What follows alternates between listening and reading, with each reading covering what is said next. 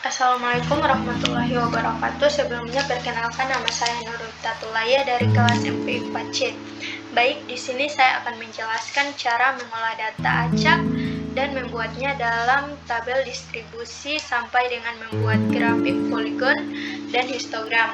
Yang pertama kita harus lakukan yaitu menyediakan data terlebih dahulu. Di sini saya sudah menyediakan 50 data acak.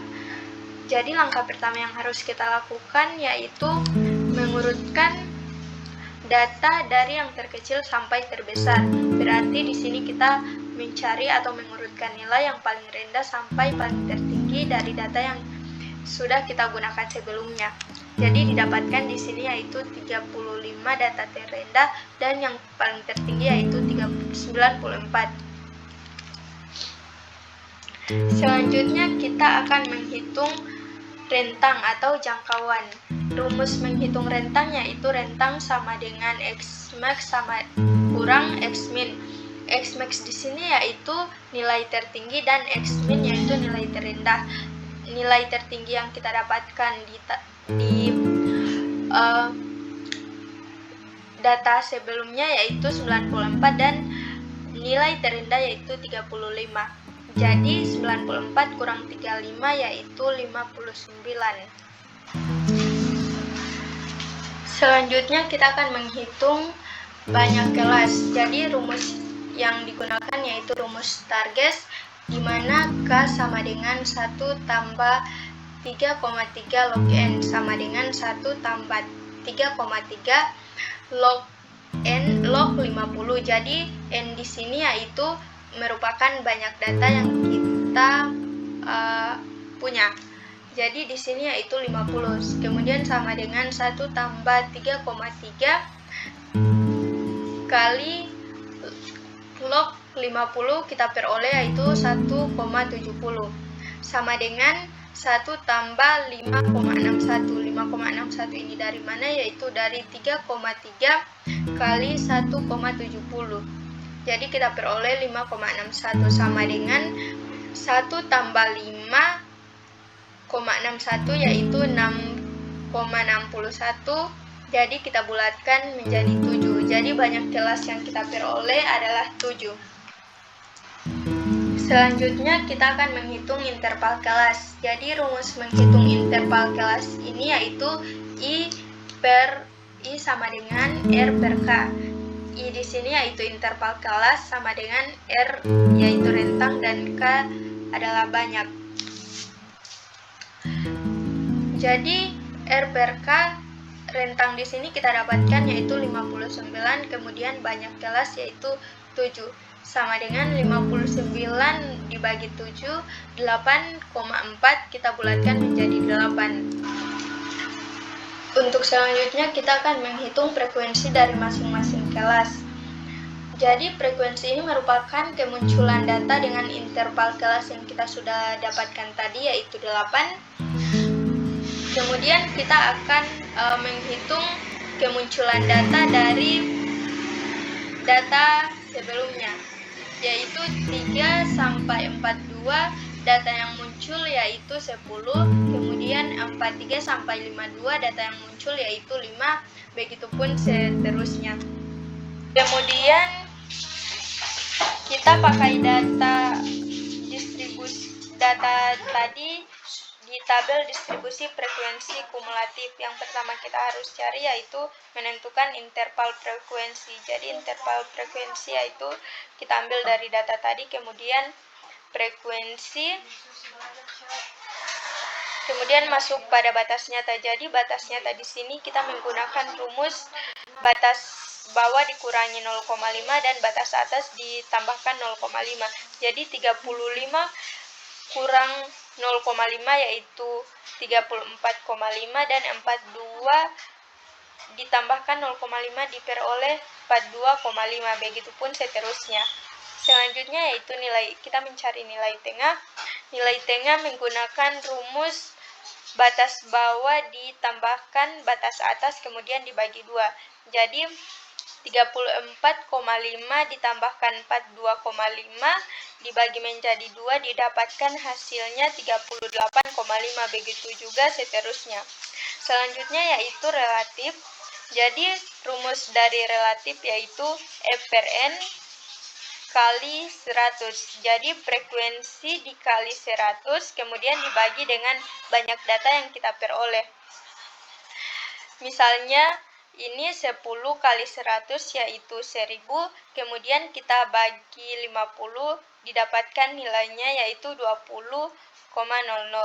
Begitu juga seterusnya. Kemudian kita masuk pada frekuensi kumulatif bawah. Frekuensi kumulatif bawah ini diperoleh dari frekuensi kita tambahkan dari bawah ke atas. Jadi ini 5 ditambahkan 5 sama dengan 10, ini kita peroleh.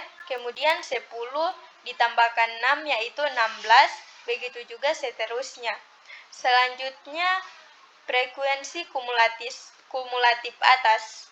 Jadi frekuensi kumulatif atas ini kita jumlahkan frekuensinya dari atas ke bawah. Contohnya yaitu 10 ditambah 5 sama dengan ini 15. Kemudian 15 ditambah 10 sama dengan 25.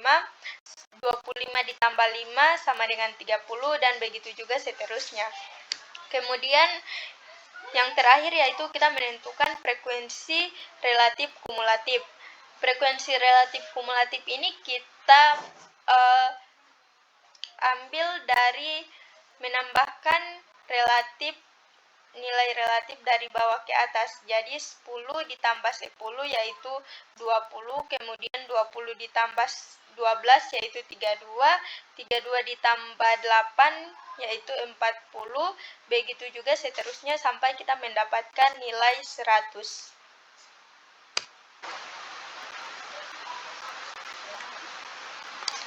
Untuk selanjutnya itu kita sajikan dalam bentuk tabel distribusi frekuensi. Jadi tabel distribusi frekuensi ini yang pertama kita harus mengurutkan intervalnya itu dari bawah ke atas. Jadi 91 sampai 98 itu menjadi urutan pertama, 83 sampai 90 kita urutkan menjadi yang kedua, dan begitu juga seterusnya sampai di yang terakhir yaitu 34 sampai 42.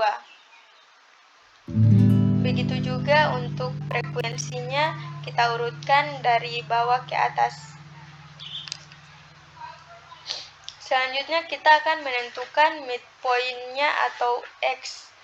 Jadi rumus untuk mendapatkan midpoint ini yaitu batas bawah ditambah batas atas dibahagi 2. Jadi 91 ditambah 98 kemudian dibagi 2, kita mendapatkan 94,5. 83 tambah 90 dibagi 2 yaitu 86,5. Begitu juga seterusnya.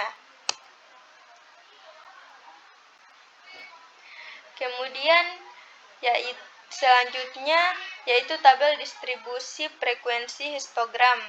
Jadi interval di sini kita menggunakan tabel yang tadi sebelumnya kita gunakan pada tabel distribusi frekuensi poligon.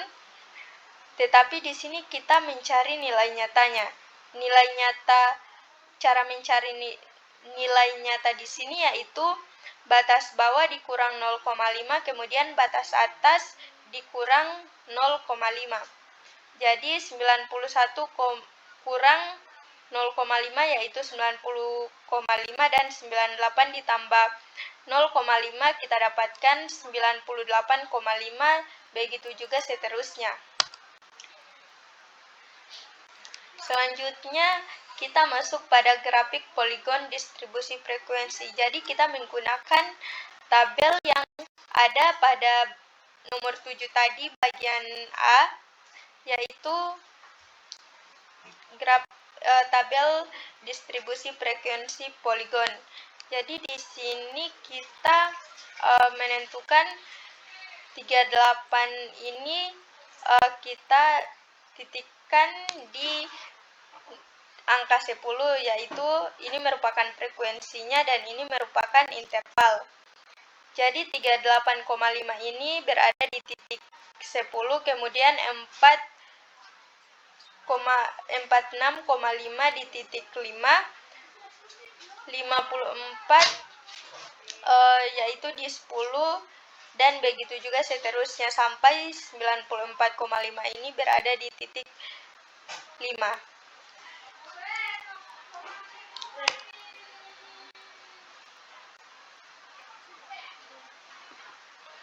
Kemudian kita masuk pada yang terakhir, yaitu grafik histogram distribusi frekuensi. Jadi di sini kita menggunakan grafik histogram menggunakan tabel yang di nomor 7 tadi pada bagian B. Jadi di sini kita menggunakan nilai nyata dan di sini kita isi dengan frekuensi. Jadi 34 berada di titik 10. Seperti ini kita lihat di mana titiknya berada. 42,5 berada di titik 5. Begitu juga seterusnya. Baik, itulah penjelasan dari saya mengenai cara mengolah data acak dan membuatnya dalam tabel distribusi sampai dengan membuat grafik poligon dan histogram. Sekian, wassalamualaikum warahmatullahi wabarakatuh. Terima